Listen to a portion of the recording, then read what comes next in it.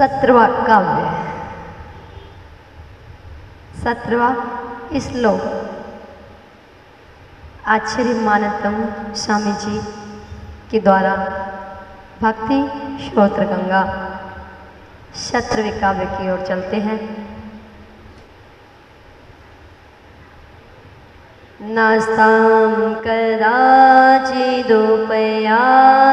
नारावगम्यः स्पष्टीकरोषि सहसा योगोपजगन्ते नाभोधरोदरे निरुद्ध महाप्रभावः सूर्यातिशायी महिमासि मुनीन्द्रलोके।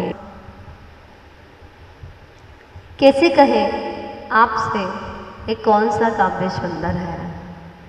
एक एक काव्य पढ़ते चले जाते हैं, अगला काव्य उससे सुंदर और सुंदर और सुंदर और भावयोर करता हुआ दृश्य आता है। आचार्य मानतुंग स्वामी जी अपनी भक्ति में डूबे हुए और क्या भाव प्रकट कर रहे हैं। दीपो परस्तमशिनाथ, नाथ, हे नाथ, हे स्वामी, हे त्रिलोकीनाथ, हे जिनेश्वर, तुम माने आओ। निर्धूमवर्ती, हे भगवान आप धुआं और पाती से रहित है।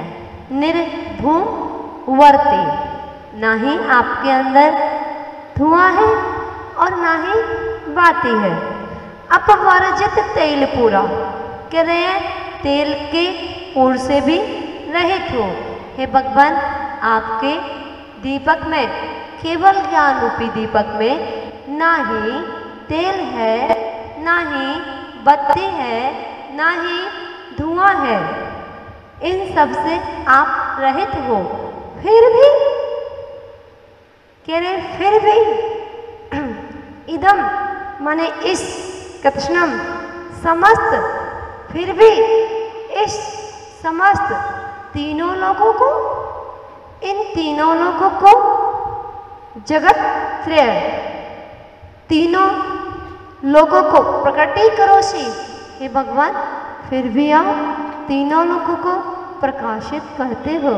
कैसा अद्भुत दृश्य है। ना धुआं है, ना बत्ती है, ना तेल डाला जाता, ना घी डाला जाता, फिर भी इन सब से रहित होकर के भी फिर भी आप तीनों लोगों को प्रकाशमान कर रहे हो, प्रकाशित कर रहे हो।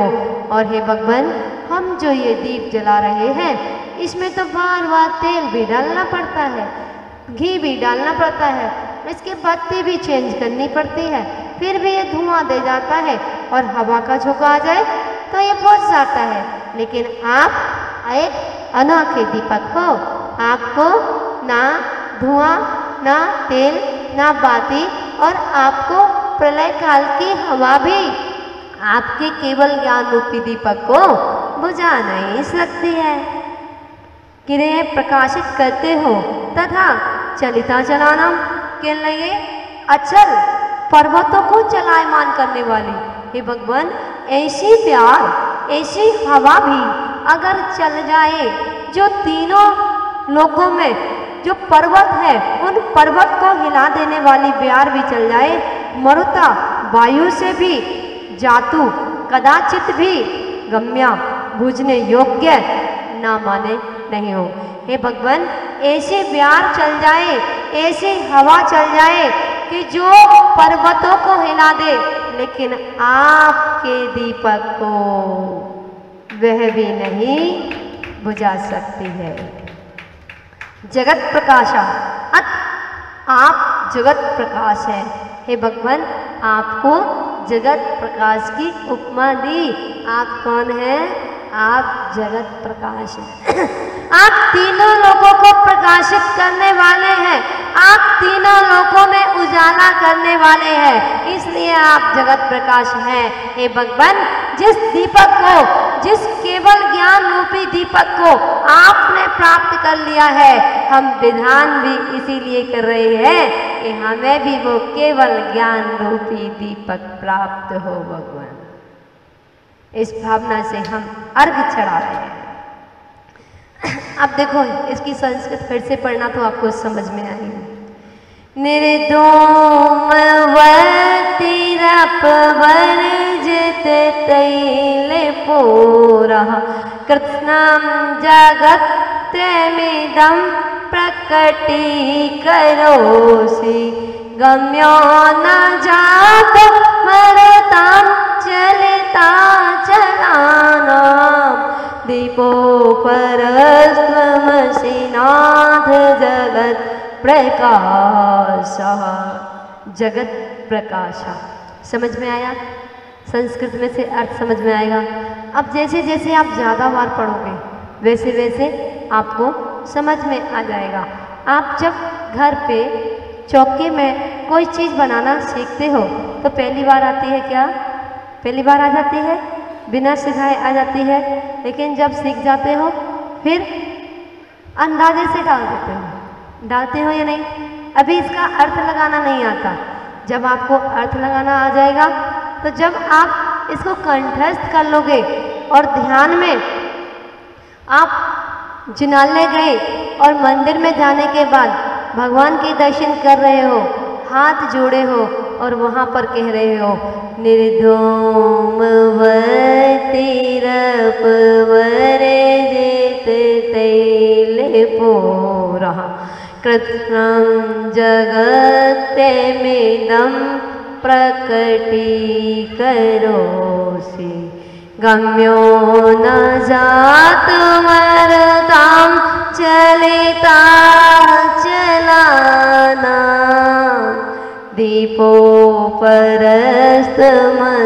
नाथ जगत् प्रकाश। और ध्यान में डूबे हैं। हे भगवान, आपको मेरा नमन हो, कोटि कोटि नमन हो। हे भगवान, आपके केवल ज्ञान रूपी दीपक को मेरा नमस्कार हो। हे भगवान, आपका केवल ज्ञान रूपी अद्भुत है, तीनों लोगों को प्रकाशित कर रहा है, प्रकाशित मान है। हे भगवान, ऐसा दीपक आप अनोखे दीपक हो जिसमें ना बाती है, ना तेल है, ना धुआं है, फिर भी आप तीनों लोगों को प्रकाशित कर रहे हो। धन्य है हमारा जीवन कि आप जैसे केवल ज्ञानी रूपी दीपक के हमें दर्शन हो रहे हैं। हे भगवान, हम आपके चरणों में नमस्कार कर रहे हैं। जो दीप आपने प्राप्त किया है वही दीप एक दिन हमें प्राप्त हो। हम आपके दीपक से हमें लालच आ गया है, हमारा स्वार्थ छिपा हुआ है कि हमें भी ये दीपक, इस दीपक की चाहना तो करो। अगर दीपक की चाहना नहीं करोगे तो दीपक मिलेगा क्या? मिलेगा क्या? नहीं मिलेगा। तो कहने लगे आप अनोखे दीपक हो। और अगले काव्य में कह रहे हैं, 17वें नंबर के काव्य में कहा फिर यहाँ दीपक की महिमा के तेज को, उस प्रकाश को प्रकाशमान किया, उस प्रकाश की महिमा बतलाई। और आगे 17 नंबर के श्लोक पे गए तो 17 नंबर के श्लोक में कह रहे हैं आचार्य मानतुंग गोस्वामी जी, नास्तं कदाचिदुपयासि नरावगम्य स्पष्टीकरोषि सहसा योगपज्जगन्ते नाम्भोधरोत्तरनिरुद्ध महाप्रभावः सूर्यातिसायी महिमासि मुनीन्द्रे लोके। 17वें नंबर के श्लोक में 17वें नंबर के काव्य में और सुंदर भाव सजोया। और यहाँ कह रहे हैं, हे भगवान, हे मुनीन्द्र, हे मुनियों के इंद्र, तुम माने आप, तुम माने तुम के लिए कदाचित, कदाचित माने कभी, नास्तम उपयाति, हे भगवान, जो आपका केवल ज्ञान रूपी दीपक है ना, है ना, है या नहीं? कहाँ है आपका ध्यान? कहाँ? किसके पास है? केवल ज्ञान रूपी दीपक के पास। हे भगवान, आप इनसे बात करिए ना, एक बार करो तो सही। आप मार्केट में कोई वस्तु लेने जाते हो तो आप पूछते हो ना कि एप्पल का मोबाइल है या नहीं, वन प्लस है या नहीं, ब्रांड ढूंढते हो ना, ढूंढते हो नहीं? या डायमंड लेने जाते हो, डायमंड लुक में लग जाते हो। कहाँ डायमंड लाना है तो कहाँ, डायमंड लुक की दुकान पे जाओगे या डायमंड की? डायमंड की दुकान पे जाओगे ना, वहाँ डायमंड लुक तो नहीं ढूंढोगे, डायमंड नहीं ढूंढोगे ना। अब कहाँ आए हो? आप तीनों लोगों की दरबार में आए हो और पूछो ना उनसे, पूछो ना एक बार, हे भगवान, हे मुनियों के इंद्र, आप कभी ना अस्तम प्याती, हे भगवान, आपका जो केवल ज्ञान रूपी दीपक है ना, वो कभी अस्त नहीं होता, अस्त ही नहीं होता। इसी महिमा आपके केवल ज्ञान रूपी दीपक में दर्शाई है। ना राहु गम्या, हे भगवान, मैं आपको कैसे सूर्य की उपमा दूं? वह सूर्य को भी राहु ग्रस लेता है, लेकिन ना राहु गम्या, आपके सूर्य रूप, आपके सूर्य ज्ञान को, आपको केवल ज्ञान रूपी सूर्य को ना राहु के द्वारा कैसे जाते हो? हे भगवान, आपके जो केवल ज्ञान रूपी सूर्य ना, उसको राहु भी नहीं ग्रस पाता है। ऐसी महिमा आपकी, ना अहोधरोधर, ना ही मेघ के माध्यम से निरुद्धम छिपा गया। हे भगवान, जब सूर्य निकलता है और बादल आ जाए, बारिश आ जाए, तो वह बादलों के बीच में वह सूर्य छिप जाया करता है। लेकिन भगवान, मुझे तो ऐसा लग रहा है कि आपका जो केवल ज्ञान रूपी सूर्य है, वह तो बादलों के बीच में भी नहीं छिपता है, वह तो तीनों लोगों को प्रकाशित करता है। महाप्रभाव, हे भगवान, आपके उस केवल ज्ञान रूपी सूर्य का, आपके उस केवल ज्ञान रूपी दीपक का कितना उजाला, महान तेज, जिसका ऐसे भी नहीं हो तथा युगपत, और कह रहे कैसा उजाला, एक साथ जगंती माने तीनों लोगों को सहसा माने शीघ्र ही स्पष्टीकरोसी। कह रहे हैं आपका जो केवल ज्ञान रूपी सूर्य है ना, हाँ है, और जब ये विधान समाप्त हो जाएगा या जब भी आप मंदिर आओगे, आप वो सीन, वो दृश्य, वो सौधर्मेंद्र आने का दृश्य याद करना, और वह 16वां दिन याद करना। हे भगवान, वह 17वां दिन, हे भगवान, आपका केवल ज्ञान रूपी सूर्य कभी बादलों से नहीं ढक सकता, कभी राहु नहीं ग्रस पाता, और आपका जो केवल ज्ञान रूपी सूर्य है, वो तीनों लोगों को प्रकाशमान कर रहा है। इस तरह आप लोके माने इस संसार में सूर्य से भी, सूर्य माने सूर्यातिशायी, सूर्य से भी अतिशायी, अधिक महिमा, असी महिमा वाले हो। हे भगवान, आपके केवल ज्ञान रूपी सूर्य के आगे इस सूर्य की क्या महिमा है?